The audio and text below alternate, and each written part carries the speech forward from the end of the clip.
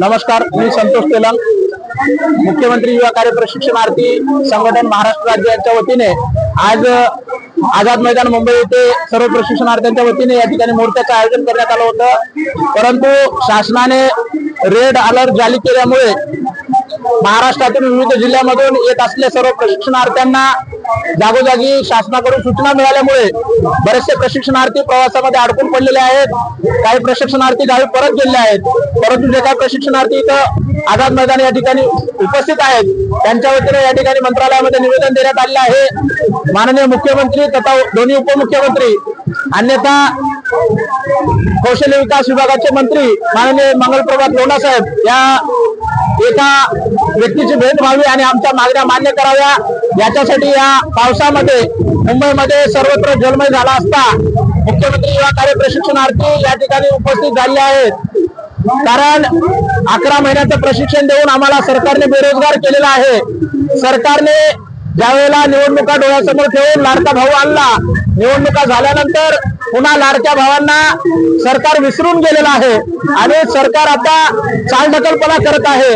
आम्ही ते बोललोच नाही, आम्हाला ते विषयच माहित नाही, अशा प्रकारचं सभागृहात म्हणणारे या खात्याचे मंगलप्रभात लोढा साहेबांचे व्हिडिओ आमच्याकडे आहेत। नाना पटोले साहेबांचे व्हिडिओ आहेत म्हणल्यानंतर माननीय मुख्यमंत्री म्हणतात मी जाग्यावर त्या आमदारांचा समाचार घेतो, म्हणजे कुठेतरी हुकुमशाहीकडे राज्य चालत आहे हा प्रश्न या ठिकाणी उपस्थित होतो। लोकशाहीमध्ये विचार मांडण्याचा सर्वांना अधिकार आहे आणि तुम्ही निवडणुका डोळ्यासमोर ठेवून वाटेल ते घोषणाचा पाऊस केला, वयश्री योजना आणली, लाडकी बहीण आणली, लाडका भाऊ आणला, मुख्यमंत्री तीर्थदर्शन आणलं, जे नको होतं ते सगळं आणलं आणि निवडणुका झाल्यानंतर तुम्ही सत्तेत आल्यानंतर त्या सगळ्या योजना हळूहळू तुम्ही बंद करत आहात।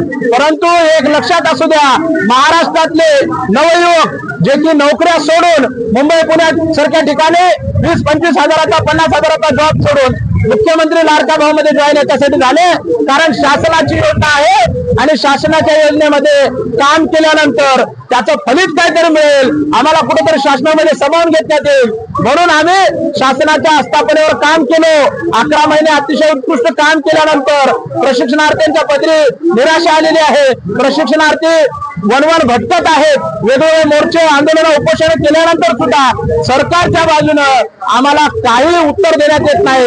म्हणून सरकारला जाहीर निवेदन आहे की आमच्या मागण्या तात्काळ लागू करा, अन्यथा 4.5 जी.आर शासनाने काढलेला आहे। 2024चा जुलैचा जी.आर पहा, त्या जी.आर नुसार तुम्ही कारवाई करा, आमचं एवढंच नम्र निवेदन आहे।